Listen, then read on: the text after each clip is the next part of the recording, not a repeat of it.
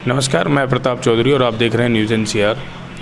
आज हमारे साथ एक ऐसे व्यक्ति हैं जिन्होंने पृथला विधानसभा से 2 बार विधायक के चुनाव भी लड़े हैं और साथ में वो वरिष्ठ अधिवक्ता हैं जो कि फरीदाबाद में बैठते हैं और इसके साथ साथ में समाज सेवा में भी वो काफ़ी रुचि रखते हैं और बहुत समाज सेवा में अग्रसर रहते हैं, आगे दिखाई देते हैं हमेशा। आज हम इनके साथ एक ऐसे विषय पर बात करेंगे जो कि किसान हो गए, उद्यमी हो गए, छोटे बिजनेसमैन हो गए, जिनके ऊपर सबसे ज़्यादा इम्पैक्ट पड़ा है, जैसे कि डीजल। हाल ही में 1-2 दिन पहले ही डीजल के दाम, इतिहास में पहली बार ऐसा हुआ है जो कि डीजल के दाम पेट्रोल के दाम से ज़्यादा उसका दाम हो गया, उसका रेट हो गया। तो इसी बात पर हम उनसे चर्चा करेंगे। ये बात हम विपक्ष के किसी बड़े नेता किसी और नेता से भी बात कर सकते थे, लेकिन मुझे लगता है कि धरातल पर जो लोग हैं, जो ज़मीन से जुड़े हुए हैं, जिन्होंने राजनीति का सफ़र भी तय किया है, आम आदमी की ज़िंदगी भी उन्होंने देखी है समाज सेवा करते हुए, और साथ साथ में वो वकील भी हैं, अधिवक्ता हैं, तो मुझे लगता है कि वो इस विषय पर ज़्यादा अच्छे से हम उनके साथ चर्चा कर सकते हैं और बात को समझ पाएंगे।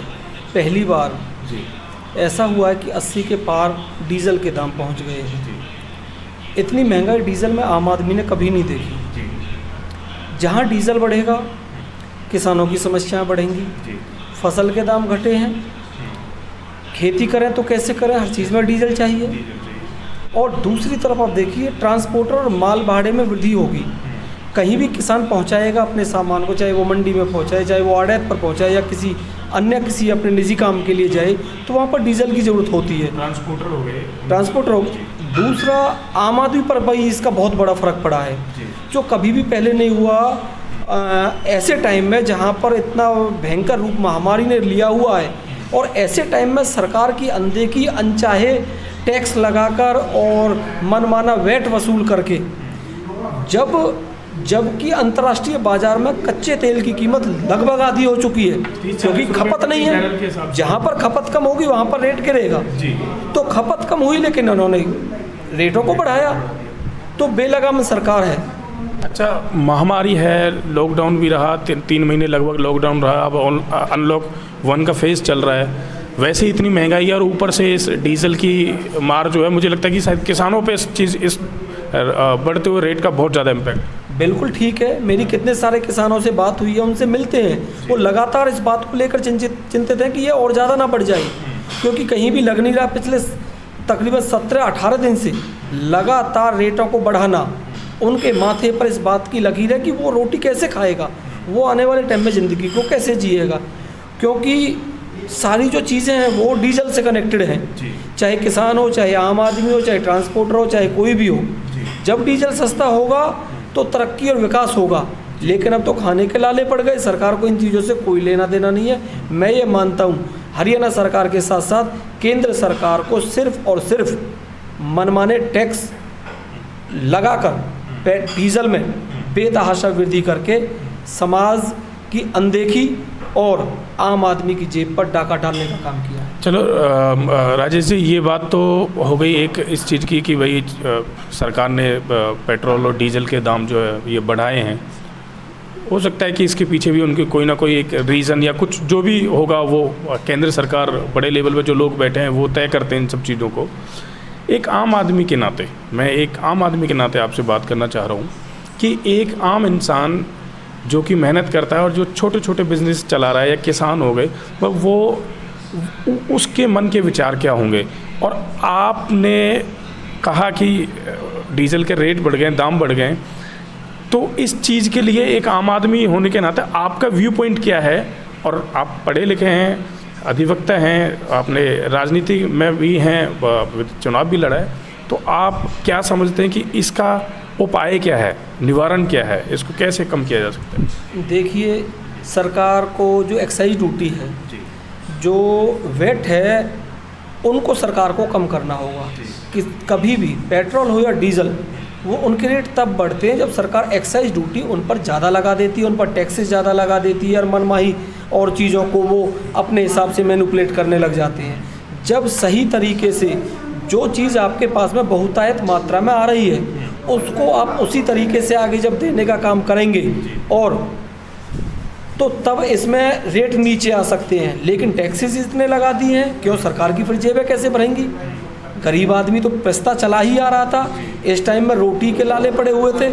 और जहाँ तक आम आदमी छोटे उद्यमी की बात मैं करूँ तो छोटा उद्यमी अपने माल को कहीं भी ट्रकों में छोटे अपना ट्रैक्टरों से या कहीं इन चीज़ों को वो उपयोग करता था, उनके माल भाड़े में वृद्धि हो गई तो रेट बढ़ेगी, इतनी उनकी उनका मैं कहता हूँ उनका फ़ायदा नहीं हो पा रहा है। तो प्रॉफिट जहाँ पर नहीं होगा और रेट इस तरीके से बेतहाशा जैसे बढ़ते जा रहे हैं तो आम आदमी बहुत ही ज़्यादा दुखी है। और जिस भरोसे पर सरकार के साथ में आम इंसान चला था उसके बिल्कुल मैं कहता हूँ उलट आज सरकार ने कर दिखाया है। अच्छा, एक तो महंगाई की मार डीजल की हो गई या और भी किसी खाद्य पदार्थ की हो गई, और इसके साथ साथ में लोगों के रोज़गार चले गए, नौकरियां चली गई, लोगों के पास पैसा नहीं है। तो अब इस वजह से ऐसा लगता है जैसे जो आपराधिक प्रवृत्ति के जो लोग थे वो एकदम से फिर और निकल के आ गए, क्योंकि रोज़ाना आप देख रहे होंगे, हम फरीदाबाद में रहते हैं तो फरीदाबाद में भी रोज़ाना दिन पे दिन कोई ना कोई मर्डर और ये उस तरह की हत्याएं हो रही हैं, चोरी डकैती भी होने लगी है। तो कहीं ऐसा तो नहीं है कि देश का माहौल कहीं आगे चल के इन सब चीज़ों की वजह से कि गलत दिशा में चला जाए? देखिए, इसमें कोई शक नहीं है कि आम आदमी आज की डेट में उसने अपनी ज़िंदगी को सीमित कर लिया है। वो बाहर निकलने से, कोई भी कदम उठाने से पहले 100 बार सोचता है कि क्या मैं इसको कर पाऊँगा, क्या मैं अपने बच्चों का पेट भर पाऊँगा, क्या मैं उनकी शिक्षा के लिए उचित अपना इतनी अर्निंग कर पाऊँगा कि मैं सही तरीके का रास्ता एक उनको दिखा सकूं। और जहाँ तक बात है कानून की या फिर अपना ये जो महंगाई की, भ्रष्टाचार की या फिर अपराध की, तो निसंदेह ये चीज़ें बढ़ी हैं।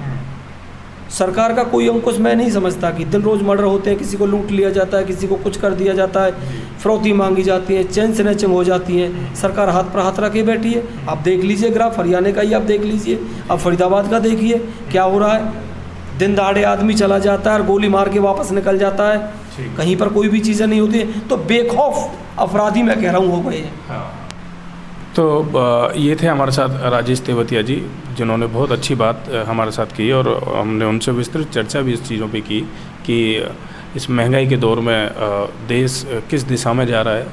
इसमें बात मौजूदा सरकार की आलोचना करने की नहीं है, सिर्फ यहाँ पर एक तर्क ये था कि जिस तरह से डीजल के दाम और भी खाद्य पदार्थों के दाम जिस तरह से बढ़े हैं, क्योंकि लॉकडाउन में लोगों की जेब तो वैसे ही खाली हो चुकी है, नौकरियां चली गई हैं, लोगों के रोज़गार ख़त्म हो रहे हैं और जिनके अभी काम धंधे चल भी रहे हैं तो वो भी काफ़ी डाउन हैं।